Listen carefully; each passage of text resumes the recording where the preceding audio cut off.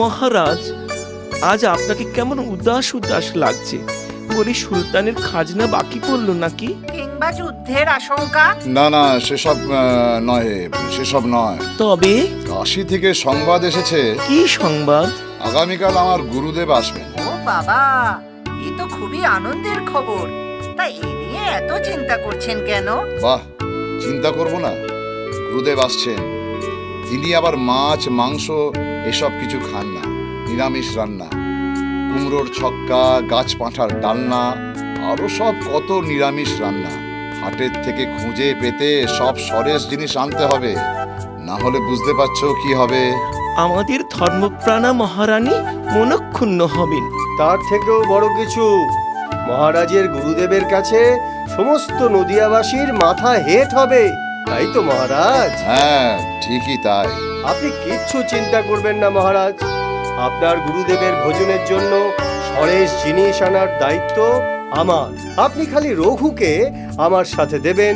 এখন বলুন, হাটের থেকে কি কি আনতে হবে? সেসব তুমি তোমার রানীমার কাছ থেকে জেনে নাও।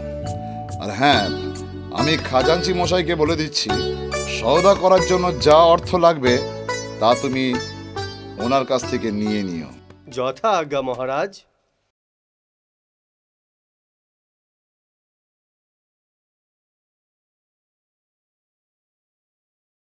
ও, এ যা ফর্দ দেখছি, মনে হচ্ছে একেবারে ধামা ভর্তি বাজার। আরে রঘু, এত বাজার নিয়ে যেতে পারবি তো? হ্যাঁ গো কর্তা, তুমি সাথে থাকলে নিশ্চয়ই পারবো। বেশ, চ তবে লম্বা লম্বা পা ফেলে হাটের দিকে এগিয়ে যাই।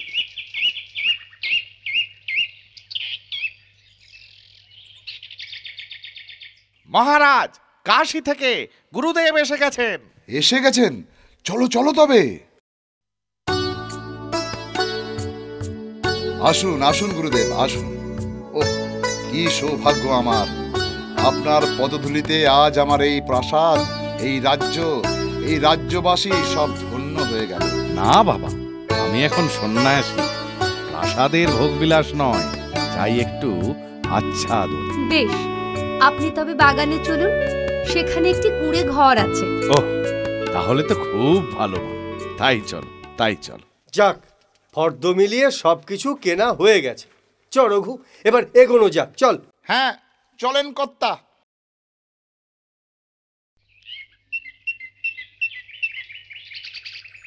বাহ, তোদের এই কুঁড়ে ঘরটি তো বেশ সুন্দর, পরিষ্কার পরিচ্ছন্ন, ঠান্ডা।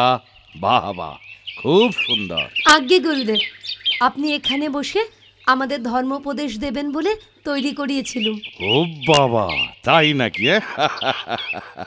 ভালো, খুব ভালো। তা হ্যাঁ রে মা, অনেক দেরি হয়ে গেল যে, এবার যে আমায় স্নান আহ্নিক করতে হবে। না না, তা কি করে হয়? এত দূর থেকে এলেন, আগে একটু কিছু মুখে দিন, তারপর স্নান করবেন। বলুন রানীমা। গুরুদেব আর তার শিষ্যের জন্য ফলমূলের বন্দোবস্ত করো। যথা আজ্ঞা রানীমা।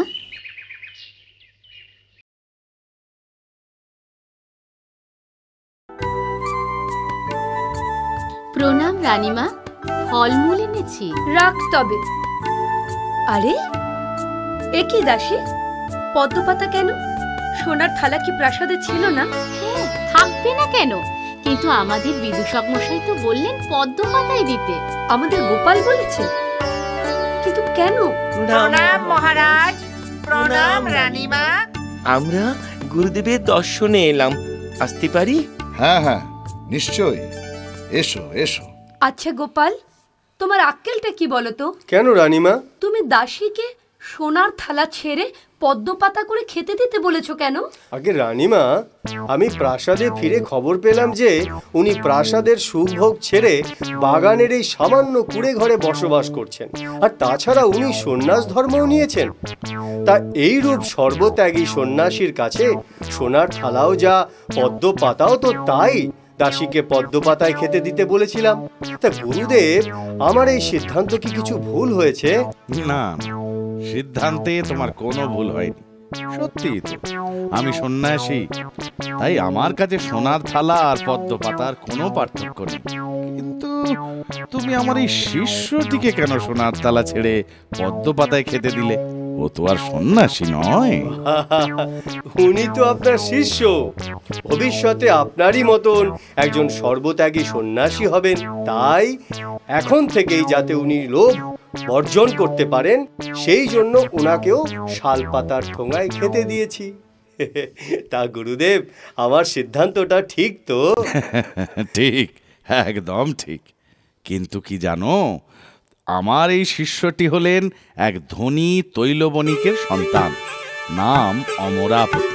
এ নামেই শুধু আমার শিষ্য, কোনোদিনই সন্ন্যাসী হবে না, বুঝলে? আগে হ্যাঁ, বুঝলাম।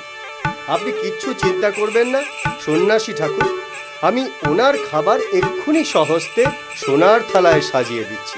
চলো দাসী।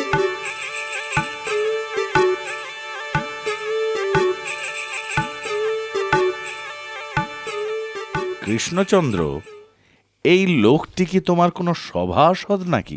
আজ্ঞে হ্যাঁ গুরুদেব, ইনি আমার রাজসভার বিদূষক, নাম গোপাল ভাঁড়। লোকটি খুবই বুদ্ধিমান। আজ্ঞে হ্যাঁ গুরুদেব, এটা ঠিক বলেছেন। ওর বুদ্ধির জোরে আমি অনেক সমস্যার হাত থেকে মুক্তি পেয়েছি। নাও, হয়ে গেল। গোপাল বেটা এই গুরুদেবকেও মোহিত করে দিল। এবার সারাক্ষণ ধরে ও বেটার সুখ্যাতির বন্যা বইবে। আর আমাদেরও তো মুখ বুজে শুনতে হবে। আচ্ছা, তোমরা দুজনে তখন থেকে কি বিড়বিড় করছো বলো তো? আমরা মন্ত্র জপছি, ওং গুরুবে নমঃ, ওং গুরুবে নমঃ। হ্যাঁ হ্যাঁ হ্যাঁ, ওং গুরুবে নমঃ, ওং গুরুবে নমঃ। এই নিন গুরুদেব আপনার জলযোগ। এই নিন আপনারও। এ কি, আমি তো শুধু আমার শিষ্যকে সোনার থালায় দিতে বলেছিলাম, আমাকে নয় কিন্তু। আপনার শিষ্যকে সোনার থালায় আর আপনাকে পদ্ম পাতায়? ছি ছি ছি ছি ছি, এক যাত্রায় পৃথক ফল হওয়া কি ভালো? তা আপনাকেও সোনার থালায় খেতে দিলাম। ঠিক আছে ঠিক আছে, শোনো সব, আমি সন্ধ্যাবেলা তোমাদের ধর্ম উপদেশ দেব, তোমরা সব এসো। হ্যাঁ ঠিক আছে গুরুদেব, ঠিক আছে। ঠিক আছে। এখন তবে আমরা আসি। আসি হ্যাঁ।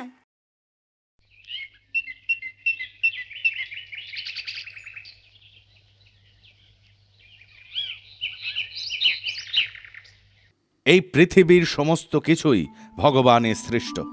এই গাছপালা, এই পাহাড় পর্বত, নদী নালা, সাগর, আকাশ বাতাস, পশু পাখি, মানুষজন, এই সমস্ত কিছুই ভগবানের দান। আর আমি ভগবানের সৃষ্ট এই পৃথিবীর প্রাণীর সেবক, একজন সেবক। আগে না গুরুদেব, শুধু আপনি একা নন, ভগবানের সৃষ্ট এই পৃথিবীতে আমরা প্রত্যেকেই প্রত্যেকের সেবক। এ কথা তুমি বলছো কি করে? তুমি কি এরূপ কোনো প্রমাণ পেয়েছো নাকি? আগে হ্যাঁ গুরুদেব, প্রমাণ পেয়েছি। ভগবানের সৃষ্ট একটা মাছ একবার আমার প্রাণ বাঁচিয়েছিল। একটা মাছ তোমার প্রাণ বাঁচিয়েছিল? কিন্তু কি করে? বেশ কিছুদিন আগে আমি রাজসভা থেকে বাড়ি যাচ্ছিলাম, পথে হাটের থেকে একটা মাছ কিনি। মাছটি কি জীবিত ছিল না মৃত? আহ, চুপ করো। তারপর তারপর তারপর কি হলো? তারপর ঘরে ফিরে দেখি আমার গিন্নি সবে আনাজ কাটছে। রান্নার ঢের দেরি, এদিকে বেশ খিদেও পেয়েছে। ও, এইবার বুঝেছি। সেই মাছ তাহলে তখন কোনো প্রভাব বলে কালিয়া, কোপ্তা, মন্ডা, মেটাই এই সব তোমার সামনে হাজির করলো, তাই না? আগে না না। হ্যাঁ না, মাছটি তার নিজের শরীর আমার সেবায় উৎসর্গ করেছিল। মানে রান্নার দেরি দেখে আমি তখন মাছটিকে কেটে কুটে ধুয়ে ভেজে খেয়ে আমার ক্ষুধা নিবারণ করি।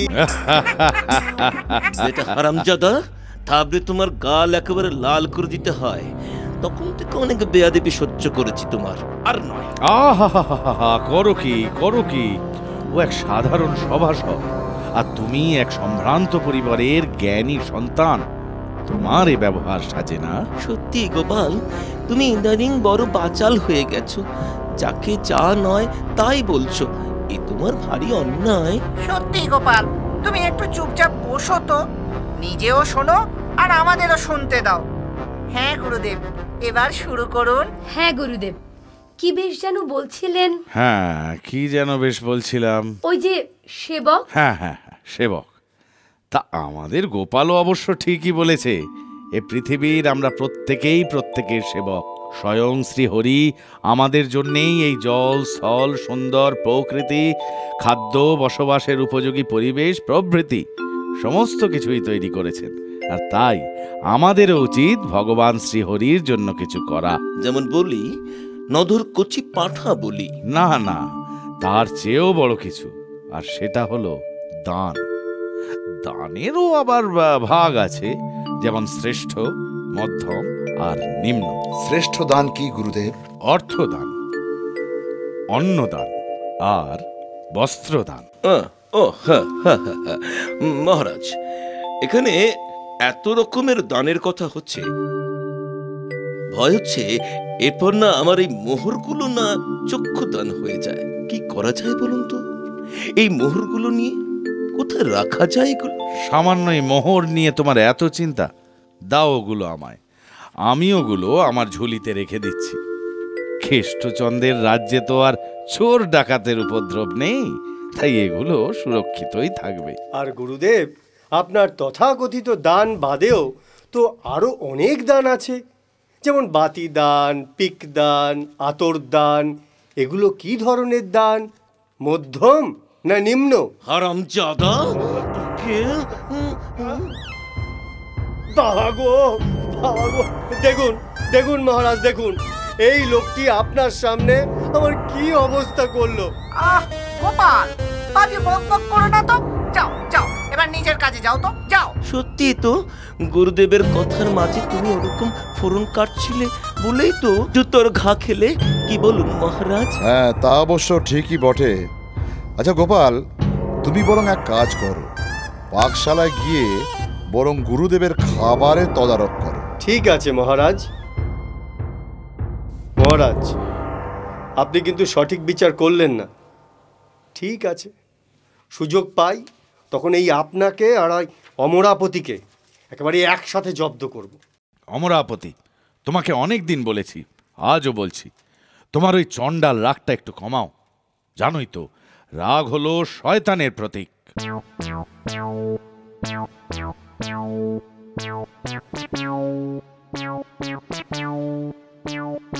ও বাবা, এই যে আমাদের গোপাল কর্তা, একেবারে মাথায় মুকুট পরে প্রবেশ।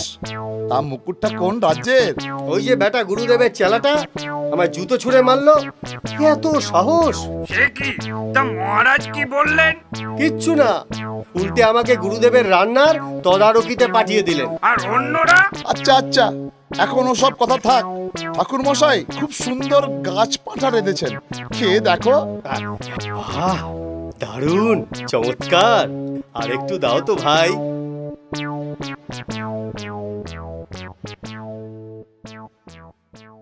বাহ, অপূর্ব হয়েছে, বড় তৃপ্তি করে খেলাম। এইবার তাড়াতাড়ি শোবার ব্যবস্থা করো মা, ভোর ভোর উঠতে হবে, স্নান, আহ্নিক, জপ তপ আছে, অনেক কাজ। একটু আলবোলা? তা একটু চলতে পারে। বেশ, আসুন তবে।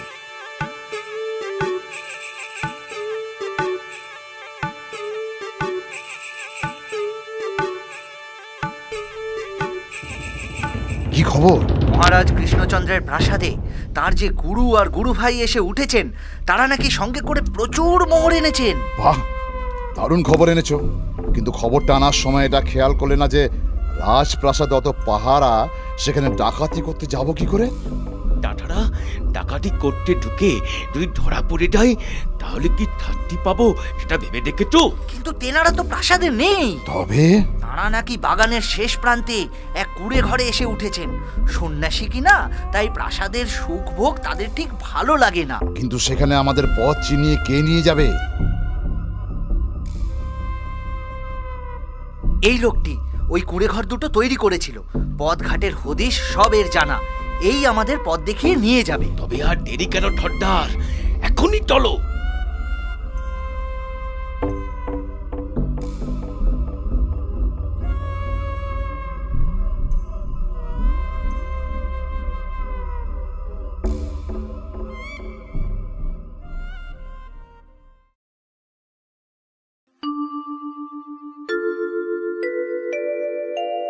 বাহ, অতি চমৎকার তামাক, কি সুন্দর গন্ধ। অম্বরী তামাক বুঝি? আগে হ্যাঁ গুরুদেব, ঠিকই ধরেছেন। মহারাজ, আমরা গুরুদেবের পাতের প্রসাদ পেয়েছি। এবার তবে আসি মহারাজ। হ্যাঁ হ্যাঁ, এসো এসো। প্রণাম গুরুদেব, প্রণাম মহারাজ, প্রণাম রানীমা। যাও, এবার তোমরাও দুটো প্রসাদ খেয়ে নাও। হ্যাঁ হ্যাঁ, নিশ্চয়ই নিশ্চয়ই।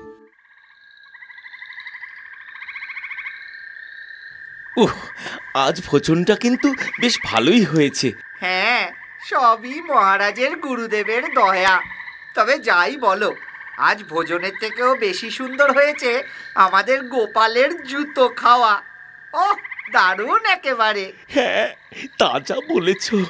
একে তো বেটা নিজে জুতো খেলো, তারপর গুরুদেবের প্রিয় পাত্র সাজতে গিয়ে এখন গুরুদেবের খিদমত খাটতে খাটতে নাওয়া খাওয়া বন্ধ হতে চললো। অথচ আমরা গুরুদেবের তেমন প্রিয় পাত্র হইনি, আবার খিদমতো খাটিনি। কিন্তু পাতের প্রসাদ পাবার নাম করে দিব্যি দুটো ভালো মন্দ খেয়ে বাড়ি যাচ্ছি। তা যা বলেছ। ওই যে ওনারা মহারাজের মহামন্ত্রী হবুচন্দ্র আর গবুচন্দ্র। ব্যাস, তবেই কেল্লা ফতে। চ সব। হ্যাঁ ভাই হবুচন্দ্র, এরা কারা? এরা কে ভাই? বোধহয় ভূত। চুপ! আমরা ভূত নই, তবে আমরা ডাকাত। বাবা গো, ওরে বাবা গো। ছেড়ে দাও। এই টপ, একদম চুপচাপ তোদের মহারাজের গুরুর কাছে চল। সাবধান, বেটি উল্টো পাল্টা করবে এক এক কোপে ধর মুন্ডু আলাদা করে দেব। হ্যাঁ, না না না না, যাচ্ছি তো। যাচ্ছি। ও আচ্ছা, জ্বালাতনে পড়া গেল। কি সন্ন্যাসী গুরুদেবী হয়েছেন! সারাদিন খেটে খুঁটে কোথায় দুটো খেয়ে ঘুমাবো তা নয়, হুকুম হলো মিছরির পানা খাবো। যত সব। বাবা গো, মা গো, বাঁচাও, মেরে ফেললো গো। এই চুপ চুপ চুপ। কোথা থেকে যেন একটা চিৎকার চেঁচেমেচি কানে আসছে। মনে হচ্ছে যেন গুরুদেবের কুড়ে থেকে। সত্যি করে বল, মোহরের থলি কোথায়?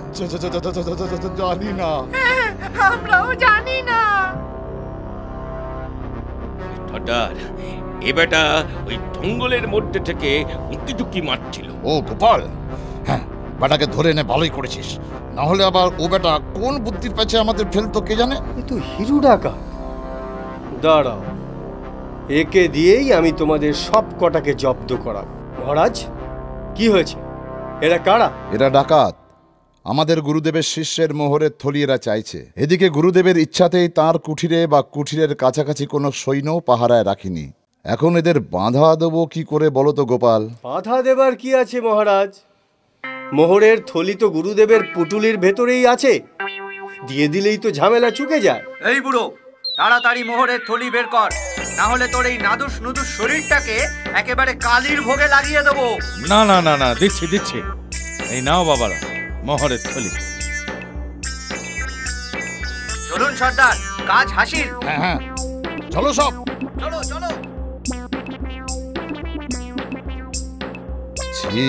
ছি গোপাল, এ তুমি কি করলে? তোমার জন্য আমি আমার অতিথির সম্পত্তি রক্ষা করতে পারলাম না। জানো, এতে আমার কত বড় সম্মানহানি হলো। মহারাজ, অতিথি যখন আপনার সম্মান রক্ষাই করতে পারল না, তখন আর আপনিই বা কেন তার সম্পত্তি রক্ষা করতে যাবেন? মানে? এই অমরাপতি আপনার সামনে আমায় জুতো ছুঁড়ে মেরেছিল, এতে আমার সম্মানহানি হলো। আর যেহেতু আপনি রাজা, আমি প্রজা, তাই প্রজার সম্মানহানি মানে রাজারও সম্মানহানি। কাজেই বুঝতে পারছেন তো, আপনার সম্মানহানি আমি নই, আপনার অতিথি অনেক আগেই করেছে। আমি বরং তার সম্পত্তি ডাকাতের হাতে তুলে দিয়ে তার এই অন্যায়ের প্রতিশোধ নিয়েছি মাত্র। গোপালের কথায় যৌক্তিকতা আছে বটে। সত্যি গোপাল, তুমি প্রকৃতই বিচক্ষণ। সবই ভগবানের ইচ্ছা।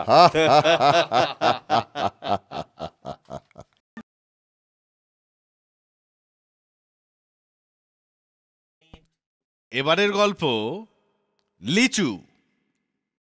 মহারাজ, এবারে গাছে কিন্তু বেশ ভালোই আম হয়েছে। তা সত্যি বটে। তবে শুনছি এবারে সর্বত্রই নাকি আমের ফলন যথেষ্ট ভালো হয়েছে। সে ভালো খারাপ যাই হোক, আমাদের রাজ্যে আমের ফলন কেমন হয়েছে সেইটা বলুন। ভালো, খুবই ভালো। আর আমাদের বাগানে যে বিখ্যাত কহিতুর আমের গাছ আছে, আমি হলফ করে বলতে পারি ওই গাছ আমাদের সইদের বাগানেও নেই। তা কি করবে শুনি? সইকে নিয়ে এসে আম গাছ দেখাবে? আম গাছ দেখাবো না, আম পাঠাবো। আম, সুবর্ণ পাত্রে মসলিন ঢাকা দেওয়া সুপক্ক কহিতুর আম পাঠাবো। যা তোমার ইচ্ছে।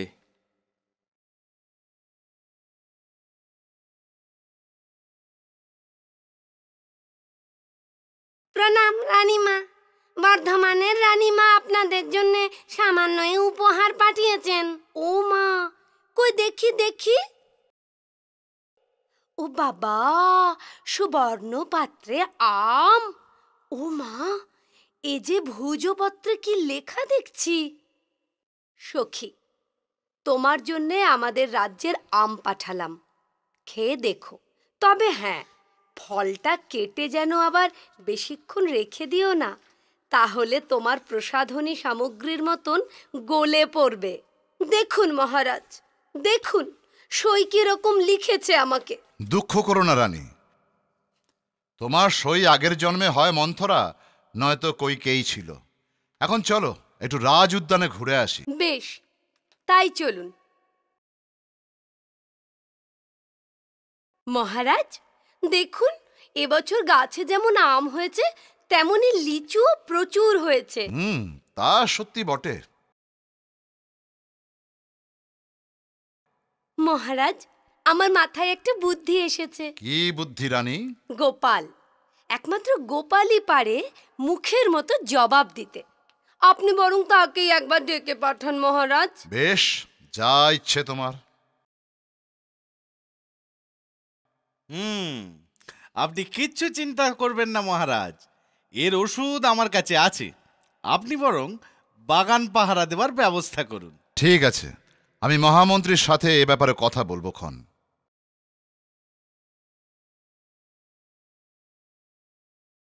অত বড় বাগান, অতগুলো লিচু গাছ, তাতে আবার অত লিচু, প্রহরী দিয়ে পাহারা দিতে গেলে প্রহরীরা নিজেরাই সব ঝেড়ে ফাঁক করে দেবে। তবে উপায়? মহারাজ, বুদ্ধিটা কার? আমাদের গোপালের। মহারাজ, আমার মাথায় একটা বুদ্ধি এসেছে। আমি, গবুচন্দ্র, সেনাপতি মশাই, গোপাল আর কবিরত্ন, আমরা এই কজন মিলে যদি বাগানের লিচু গাছ পাহারা দিই তবে কেমন হবে? ব্যাপারটা মন্দ হবে না। কি গোপাল, তোমার কি মত? আপনি যখন আদেশ দিচ্ছেন তখন আর আমি না করি কি করে? বেশ মহারাজ, তাই হবে। আজ রাত থেকে আমরা পাহারা দেওয়া শুরু করব।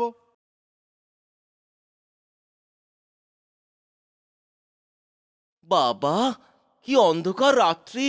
রাত্রি তো অন্ধকারেই হয়, আলোকোজ্জ্বল রাত্রি আমি তো কোনোদিন দেখিনি। ওহা, তুমি চুপ করো তো। ভাই গোপাল, তোমরা দুজনে বরং এখানে পাহারা দাও, আমরা তিনজনে ওই দিকটা যাই।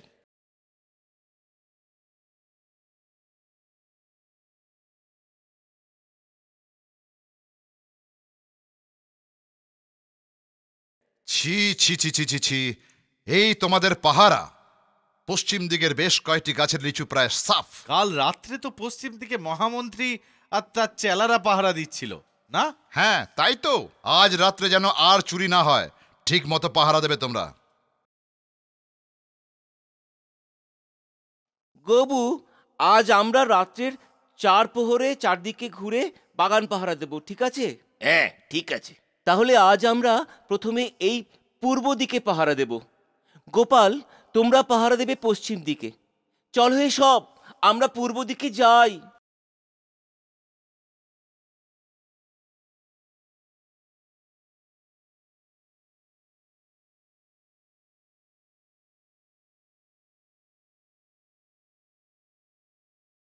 ছি ছি ছি ছি ছি ছি, কাল রাত্রে বাগানের সমস্ত লিচু গাছের তলায় স্তূপ স্তূপ আঁটি আর খোসা। বলি পাহারা দিলে তো চোর কমে, কিন্তু এক্ষেত্রে দেখছি যে চোরের উৎপাত বেড়েই যাচ্ছে। এসব কি হচ্ছে মহামন্ত্রী? কিছুই তো বুঝতে পারছি না। হ্যাঁ গোপাল, তুমি কি কিছু বুঝতে পারছো? আগে না মহামন্ত্রী। ঠিক আছে, দেখছি মহারাজ কি করা যায়। আজ সবাই খুব সতর্ক থাকবে, চোর ধরতেই হবে। চলো আমরা ওইদিকে যাই, আর গোপাল তোমরা এইদিকে থাকো। হ্যাঁ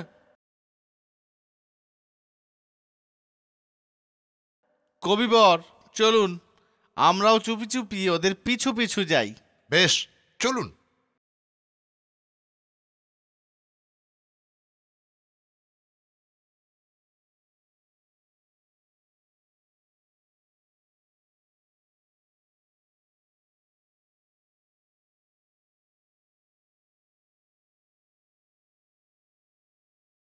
বাহ, লিচুগুলো দারুণ মিষ্টি।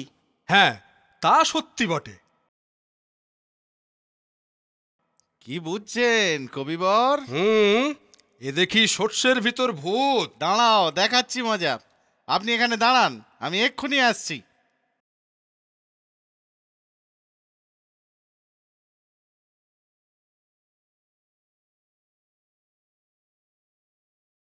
ওহ, লিচু খেয়ে পেট ভরে ও মা, ওটা কে গো? চিনতে পারছিস না? আমি লিচু ভূত, এই গাছেতে থাকি। কদিন ধরেই তোরা আমার শান্তি নষ্ট করছিস, তাই আজ আমি তোদের ঘাড় মটকাবো, মটকাবোই মটকাবো। রাম রাম রাম রাম রাম রাম রাম রাম রাম রাম রাম রাম রাম রাম। ভয় পেলেন নাকি কবিবর? ভয় নেই, আমি গোপাল। চলুন এবার নিশ্চিন্ত মনে ঘরে ফেরা যাক। যা ভয় দেখিয়েছি তাতে তল্লাটে আর কেউ মারাবে না। হ্যাঁ, তাই চলো।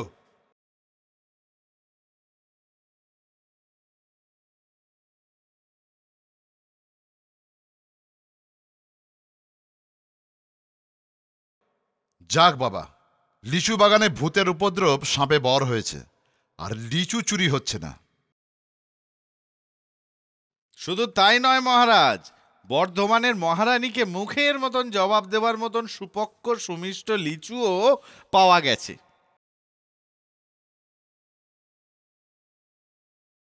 ভাই সই, তোমাদের আম সুস্বাদু বটে, কিন্তু সুমিষ্ট নয়।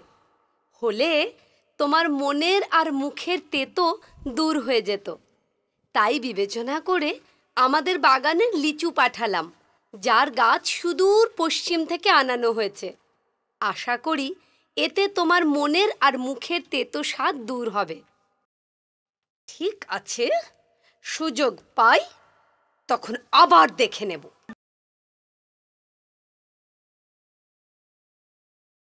এবারের গল্প মা জানকী। তা যা বলেছ ভায়া, সত্যি আমরা হিন্দুই হই কি মুসলমানই হই, আমাদের সব থেকে বড় পরিচয় আমরা মানুষ। আর ধর্মের বাহ্যের দিকটা দেখলেও দেখবে বাইরের দিকেই শুধু কৃষ্ণ, কালী, আল্লাহ সব আলাদা আলাদা নাম, কিন্তু ধর্মের গূঢ় অর্থ সব এক। হ্যাঁ, তা সত্যি। সৎ বাক্য, সৎ চিন্তা, সমস্ত জগতের উপর ভালোবাসা, অসহায় অন্ধ আতুরদের সেবা করা, ক্রোধ হিংসা পরিত্যাগ করা, সব ধর্মেরই এইগুলোই তো মূল কথা। সে যাই বলো আর তাই বলো, প্রতি বছরের মতো এবছরও কিন্তু চণ্ডী মণ্ডপে হরি সংকীর্তন করতে হবে। হ্যাঁ হ্যাঁ হবে, নিশ্চয়ই হবে। আর শুধু হবেই না, এবছর গোপাল ভায়া কাঙালি ভোজনের সমস্ত খরচও দেবে। হ্যাঁ, সে কি, সে তো অনেক টাকার ধাক্কা। অত টাকা আমি এখন কোথা থেকে পাবো? গোপাল ভায়া, গত বছর কিন্তু তুমি কথা দিয়েছিলে যে এবছর কাঙালি ভোজনের সমস্ত খরচ খরচা তুমিই বহন করবে। আমার মনে আছে, কিন্তু ভায়া সে তো ছিল গত বছরের কথা। তারপর নতুন বছর পড়ার সাথে সাথে আমি সমস্ত জীর্ণ পুরাতনকে নিজের মন থেকে সরিয়ে দিই। বুঝেছি, তার মানে পুরাতন কথাকেও মন থেকে সরিয়ে দিয়েছো। ভালো ভালো, খুব ভালো। কি ভালো ভালো করছিস তুই, যা করেছিস তা মোটেও ভালো নয়। ছি, এত রোজগার করছিস আর গরিব দুঃখীকে দুমুঠো খাওয়াতে পারবি না? না, পারবো না। হ্যাঁ, তা পারবি কেন? আমি তো এখন একটা আবর্জনা, খালি তোর ঘাড়ের উপর বসে বসে খাই আর হম্বি তম্বি করে বেড়াই। সংসারে আমার কোনো দাম আছে নাকি? দেখো দেখি, আমার কান্না শুরু হলো। আরে শুনে তো যাও। আমার আর কিচ্ছু শোনার দরকার নেই।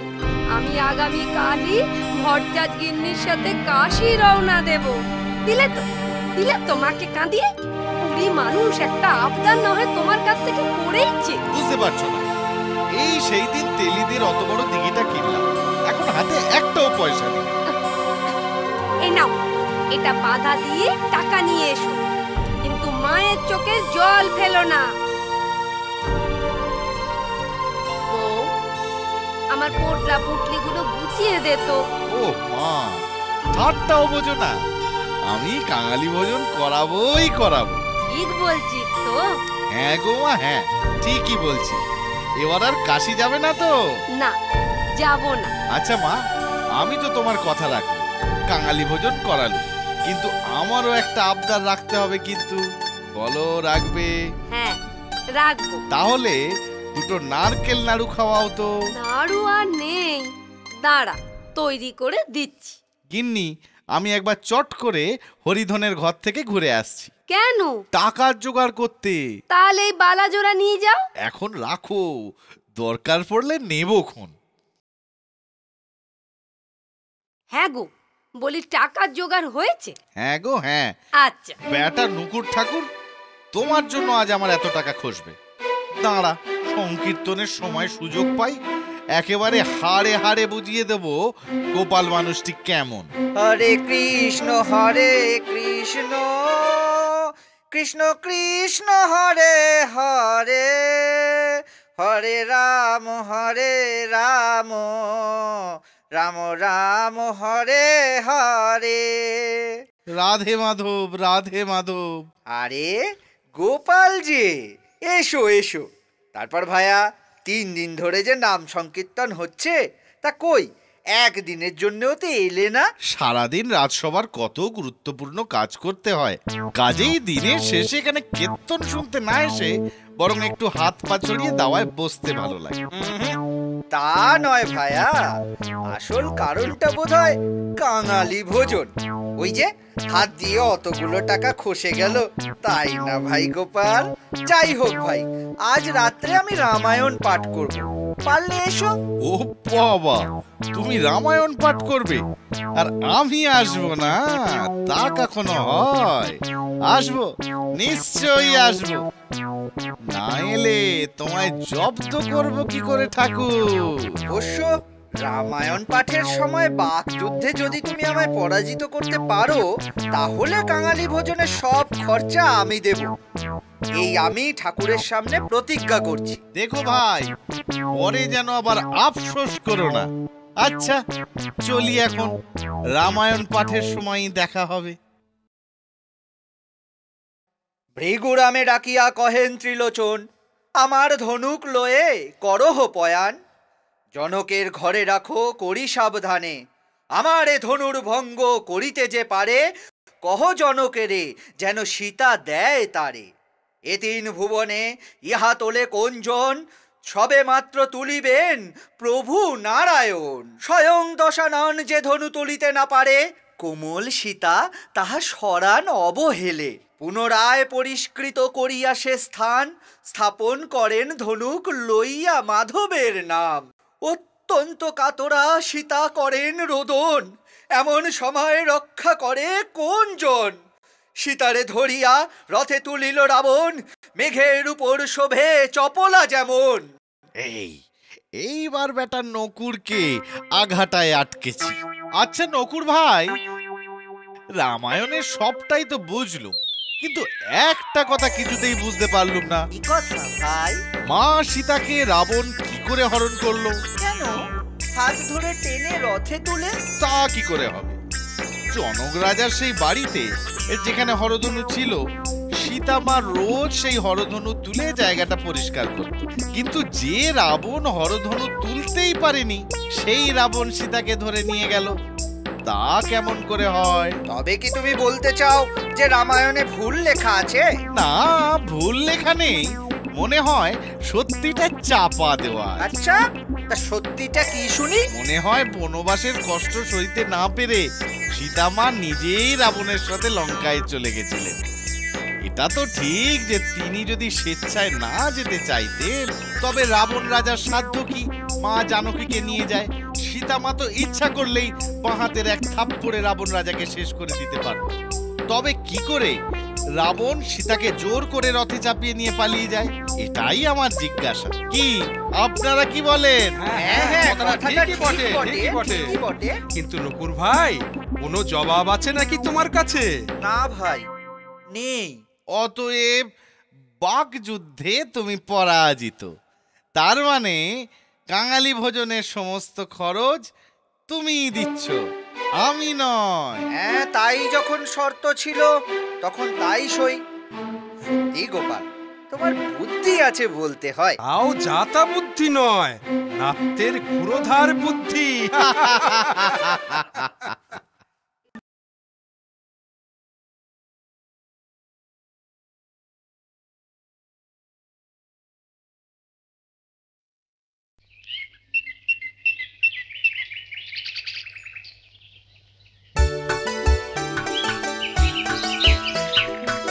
হ্যাঁ মা, নবীনের বউটার কি কি গয়না আছে গো? সে অনেক, বালা, চূড়, বাউটি, মান্তাসা। সাতনলি আছে? বোধহয় নেই, কারণ কোনোদিন তো পড়তে দেখুনি। এই তো। হ্যাঁ। তাহলে শোনো মা, আজ তুমি তোমার সাতনলিটা পরে পুকুরে জল আনতে যেও। মরণ দশা আর কি, থাকলে তবে তো পড়বো। তাহলে কর্তা বাবাকে তৈরি করে দিতে বলো। যা কেপন, শুনেই না ভিড়মি খায়। পাবে, সে উপায় আমি জানি। বল না রে, কি উপায়? স্বামীকে খুশি করো, বেশ পরিপাটি করে রান্না করে যত্ন করে বসিয়ে খাওয়া, তবে না। কথাটা তো মন্দ নয়। বেশ, তাহলে সেই ব্যবস্থাই করি।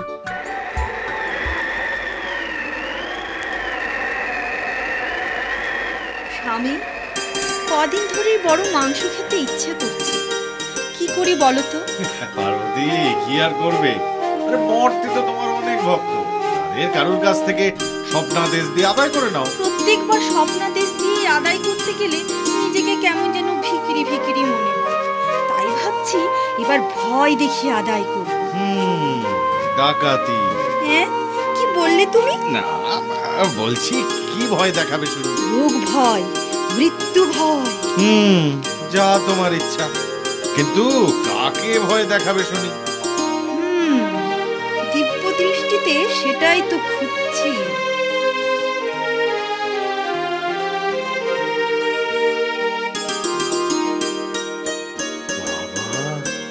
কত আয়োজন!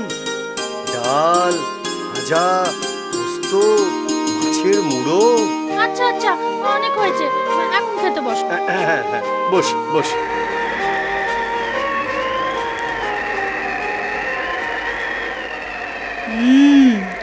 বেটা গুছিয়ে খেতে বসেছে, এর থেকেই আদায় করা যায়। এত ভক্ত থাকতে সব ছেড়ে শেষে ওকে কেন? শুনেছি বেটা নাপ্তের পোনা কি বেশ ধুরন্ধর। আমিও কম বুদ্ধি ধরি না স্বামী।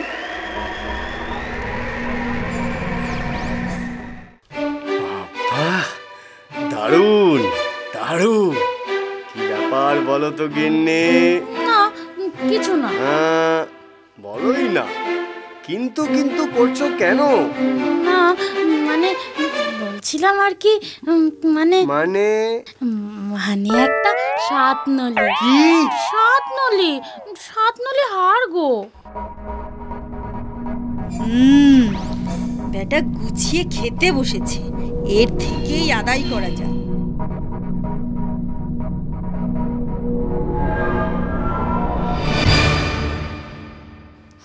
বাবারে, আমার কি পেটে ব্যথা হচ্ছে গো। ও গো, আমি মরে গেলাম গো। সে কি? ও গো গিন্নি, আমায় বাঁচাও গো। এই বাবা, কি হলো?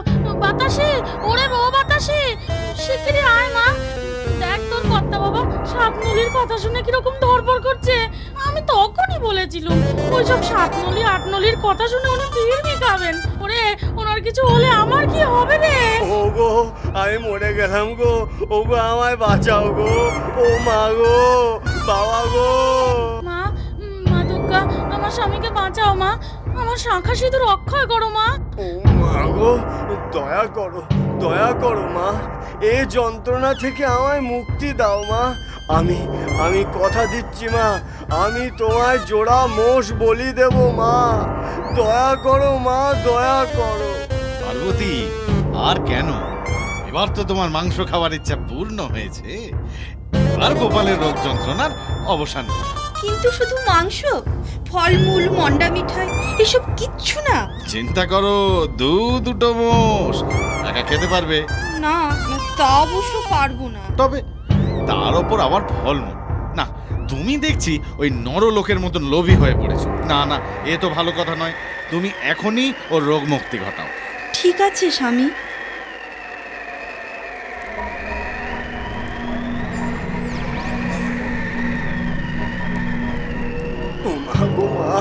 এই যন্ত্রণা যে আর সহ্য হচ্ছে না, সহ্য করতে পারছি না মা গো। যন্ত্রণা থেকে মুক্তি দাও মা, ও মুক্তি দাও। ও মা, আরে পেটে ব্যথা সেরে গেছে।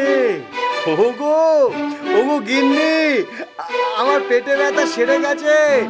ও কি খিদেই না পাচ্ছে। খেতে দাও গিন্নি, খেতে দাও। না না, আজ আর খেতে হবে না, চুপচাপ শুয়ে থাকো। যা বলছি তাই করো, চটপট খেতে দাও, না হলে তোমার সেই অপূর্ণ কথা কিন্তু কিছুতেই শুনবো না। আচ্ছা আচ্ছা, দিচ্ছি। এসো এসো, আমার সাথে এসো।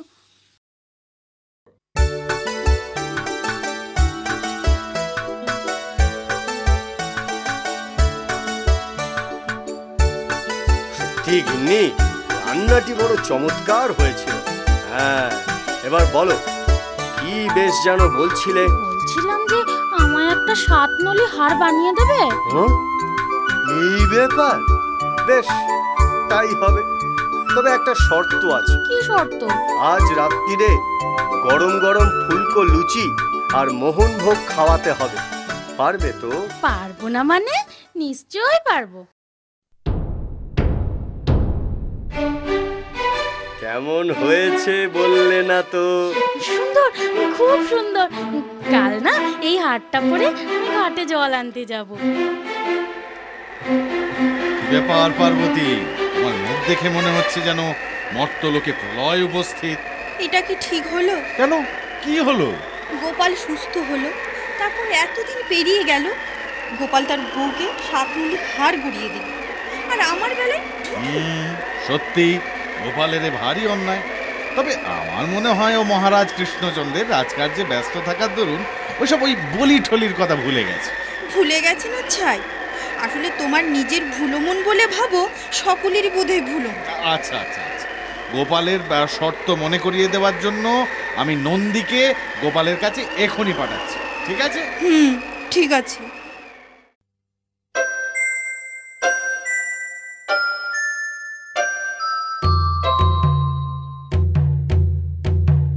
গোপাল, গোপাল, এই গোপাল, কে?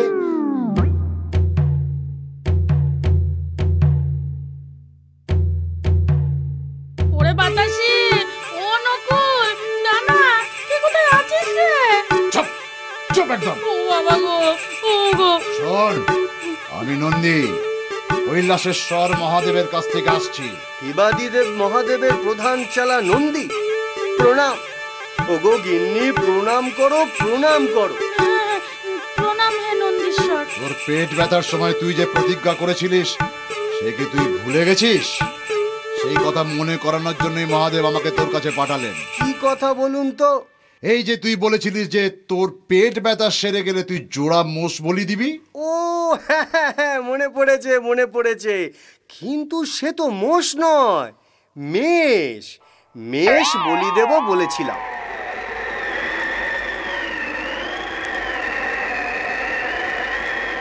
না না, তা কি করে হয়? আমি স্পষ্ট নিজের কানে শুনলাম। আচ্ছা ঠিক আছে, উনি না হয় ভাং সিদ্ধি খেয়ে সবসময় নেশা করে থাকেন, কিন্তু আমি তো আর নেশা ভাঙ করি না। সে কথা তো আমি গোপালকে বলেছিলাম। তা গোপাল কি বলল? বলল যে পৌষের ঠান্ডায় এমনি আমাদের কান কটকট করে, ভালো করে শুনতেই পাই না।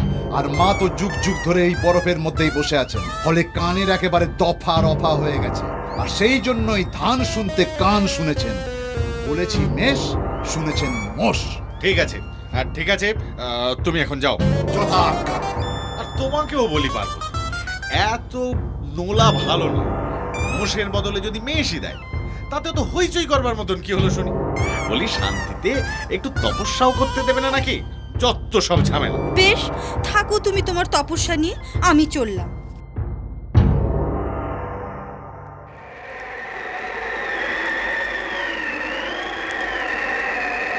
প্রণাম মা। ও ভৃঙ্গি, কি ব্যাপার? মা, শুনলাম মর্তলোকে গোপাল নামে এক নদিয়াবাসী নাকি এই আপনাকে দুটো মোষ বলি দেবে বলেছিল। তা কবে দেবে মা? কেন? না, ওই দিলে আমরা একটু প্রসাদ পেতাম আর কি। বাবা ভৃঙ্গি, ওটা মোষ নয়, মেষ। ও মোষ মেষ যাই হোক, কবে দেবে মা? জানি না, সঠিক সময় বলেনি। তা আমি আজ গিয়ে সঠিক সময়টা জেনে আসবো মা। গেলে যাও, কিন্তু দেখো তোমাদের বাবাকে যেন এ ব্যাপারে কিছু জানিও না। আপনি নিশ্চিন্তে থাকতে পারেন, বাবাকে সবে এক চিলিম সেজে দিয়েছে, শেষ হতে সময় লাগবে, তার আগেই আমি চলে আসবো।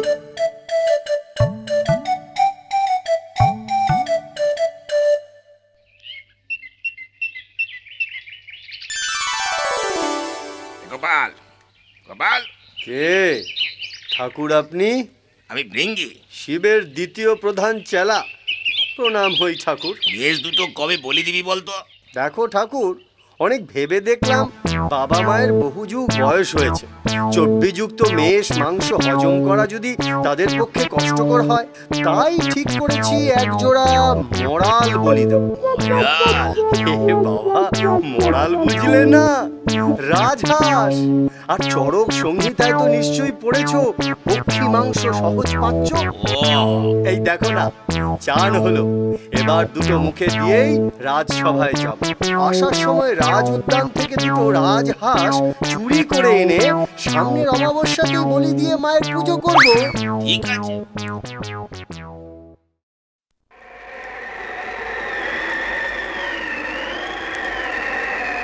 সে কি রে ভৃঙ্গি, শেষমেশ কৃষ্ণচন্দ্রের হাঁস চুরি করে বলি? হ্যাঁ মা, তাই তো বললো। কিন্তু চুরি করা যে মহা পাপ রে ভৃঙ্গি, আর সেই পাপটা যে আমিও তো জড়িয়ে পড়বো রে ভৃঙ্গি। না না না না, এই পাপ কাজ করা থেকে গোপালকে বাঁচাতে হবে। আমায় এক্ষুনি মরতে যেতে হবে।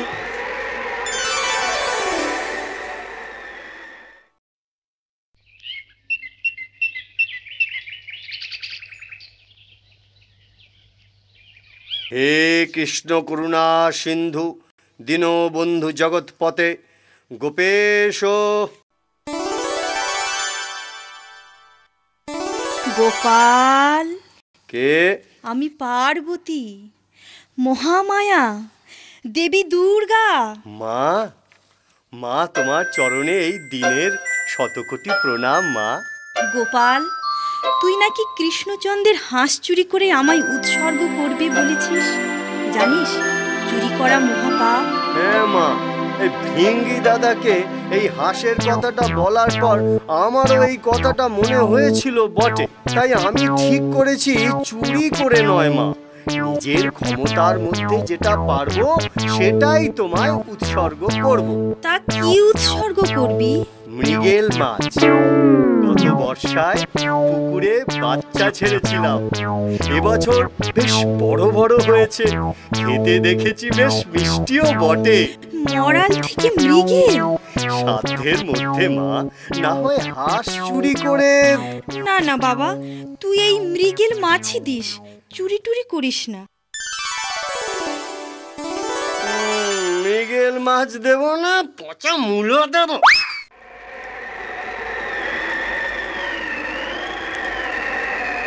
পার্বতী, স্বামী প্রণাম। স্বামী, শুনলাম তোমার ভক্ত গোপাল নাকি তোমায় মরাল মাংস ছেড়ে মৃগেল মাংস খাওয়াবে। কি করে জানলেন? হ্যাঁ, ঠিকই নিশ্চয়ই ধরেছো, যোগ বলে। কিন্তু কথাটা কি সত্যি? হ্যাঁ স্বামী, কবে?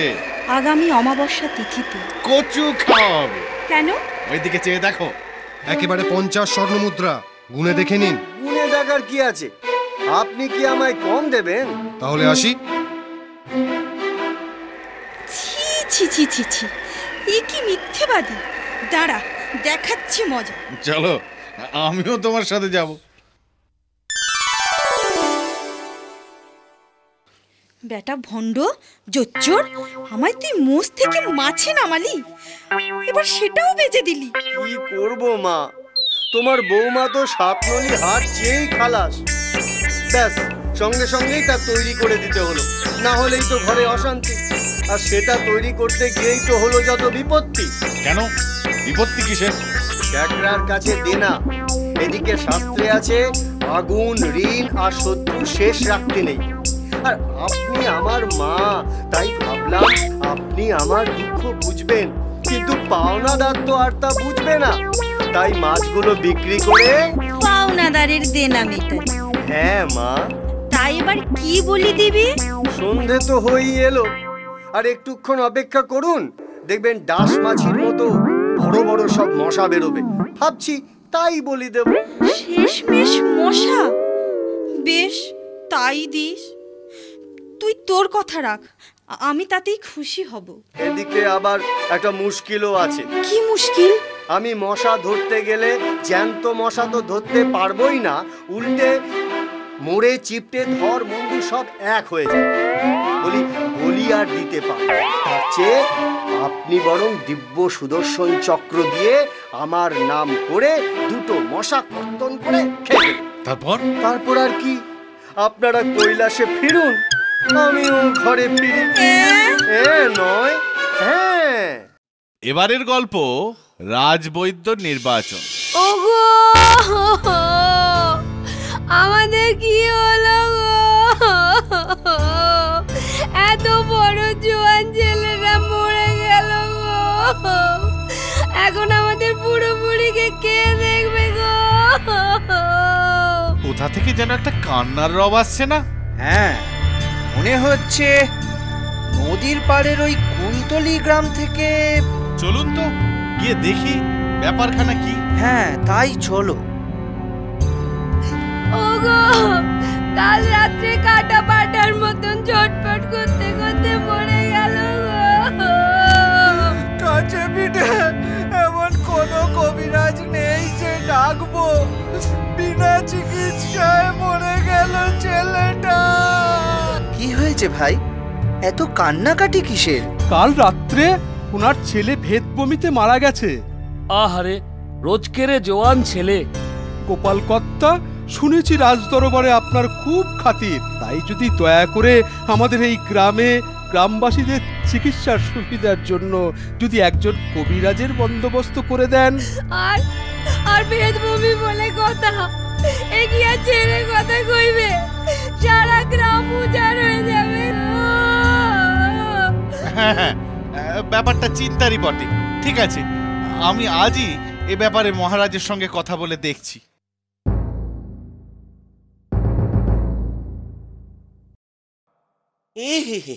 উজাড় হবে কি? এতক্ষণ বোধহয় উজাড় হওয়া শুরু হয়ে গেছে, খবর এলো বলে। মহারাজ, নদী পারে কুলতলি গ্রামে মরক দেখা দিয়েছে। মরক? আগে হ্যাঁ মহারাজ, ক্ষেতভূমিতে গ্রাম উজাড় হয়ে যাচ্ছে। তবে এখন উপায়? মহারাজ, ওই গ্রামে ভালো কবিরাজ নেই। আপনি একজন ভালো কবিরাজ ওই গ্রামে পাঠান। হেঁটেছো? ওই গ্রামে এখন বেদমি শুরু হয়েছে, কে যাবে ওখানে রোগীর চিকিৎসা করতে? আর তাছাড়া ভালো চিকিৎসকের সংজ্ঞা জানো তো? শতঙ্গমারি ভবেদ বৈদ্য। সুতরাং মানেটা দাঁড়ালো বেশি রোগী না মারলে বৈদ্য হওয়া যায় না। কিন্তু কোন বৈদ্য কটা রোগী মেরেছে সেটা তো তাদের কাছে গিয়ে জানা সম্ভব নয়। তবে উপায়?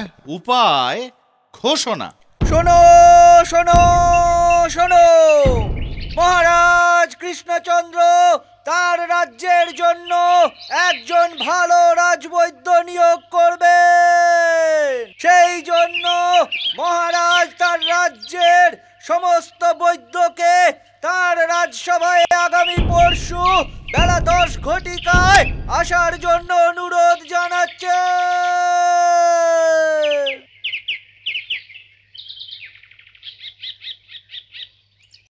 কি হে গোপাল, অনেক কবিরাজ তো এসেছেন, যোগ্য লোক অনুসন্ধান করবে কি করে? কিচ্ছু চিন্তা করবেন না, আপনি খালি চুপচাপ দেখে যান। আপনাদের সকলের প্রতি রইল মহারাজা কৃষ্ণচন্দ্রের বিদূষক গোপাল ভাঁড়ের সশ্রদ্ধ প্রণাম। আপনারা সকলেই নিশ্চয়ই জানেন যে বেশি রোগী না মারলে সুচিকিৎসক হওয়া যায় না। তাই আপনাদের প্রতি আমার একান্ত অনুরোধ, দয়া করে বলুন আপনারা কে কতগুলো রোগী মেরেছেন। প্রণাম মহারাজ, আমি চরণ বৈদ্য। আমি এ পর্যন্ত মোট 8,000 রুগী দেখেছি।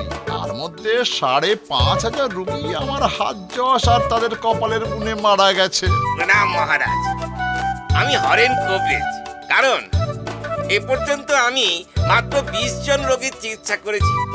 তার মধ্যে 20 জনই আমার চিকিৎসার কল্যাণে সকাল সকাল এসে গেছে। মহারাজ, আমি মোট 3000 রোগী দেখেছি, আর তার মধ্যে মেরেছি কত জানেন? কত? মোট 2000। আমি যাই মহারাজ। কেন ভাই, তুমি যাবে কেন? আমি আর এখানে থেকে কি করতে পারি বলুন? আমার পক্ষে রাজবৈদ্য নির্বাচিত হওয়ার কোনো সম্ভাবনা নেই দেখছি। কারণ এ পর্যন্ত আমি 20,000-এর মতন রোগীকে চিকিৎসা করেছি, কিন্তু তার মধ্যে 25টার বেশি রোগী মারতে পারিনি। তাহলে কি করে আমি এ কাজ পাবো বলুন তো? আমার কাজ রোগীকে ভালো করা, তাদের মৃত্যু দেওয়া নয়। মহারাজ, আমার মনে হয় আপনার যোগ্য রাজবৈদ্য পেয়ে গেছেন। কি করে? তুমি তো সংস্কৃতের বচন তো উল্টে দিলে। কেন মহারাজ, কি লেখা আছে বচনে? লেখা আছে যে শতংমারি ভবেদ বৈদ্য। আচ্ছা মন্ত্রী মশাই, একটা কথা বলুন তো, বৈদ্য যদি সমস্ত রোগীকেই মেরে ফেলে তাহলে চিকিৎসাটা হবে কার? কথাটা অবশ্য যুক্তিযুক্ত বটে। কিন্তু বৈদ্য, তোমাকে সর্বপ্রথম কুলতলি গ্রামে যেতে হবে। সেখানে ভীষণ ভেদবমি দেখা দিয়েছে, মড়ক শুরু হয়েছে। চিন্তা করবেন না মহারাজ, আমি বৈদ্য। রোগীর সেবা করাই আমার পরম ধর্ম। আমি এই মুহূর্তেই সেখানে যাচ্ছি। কি খবর প্রহরী? কুলতলি গ্রামের অবস্থা কি রকম? কত লোক মারা গেছে সেখানে? মহারাজ, গ্রামের অবস্থা এখন অনেকটাই স্বাভাবিক। হাতে গোনা জোনা 5-6 মারা গেছে। তারা হয় খুব শিশু, নয় খুব বৃদ্ধ। তাহলে মহারাজ, আমার রাজবৈদ্য নির্বাচন কি খুব একটা ভুল হয়েছে? না না, মোটেই না। বাকি সব তোমাদের কি অভিমত? হ্যাঁ হ্যাঁ মহারাজ, আমরাও আপনার সাথে এ ব্যাপারে একমত। আর উপযুক্ত রাজবৈদ্য খুঁজে দেবার জন্য এই নাও তোমার পুরস্কার। জয় মহারাজা কৃষ্ণচন্দ্রের জয়, জয় মহারাজা কৃষ্ণচন্দ্রের জয়।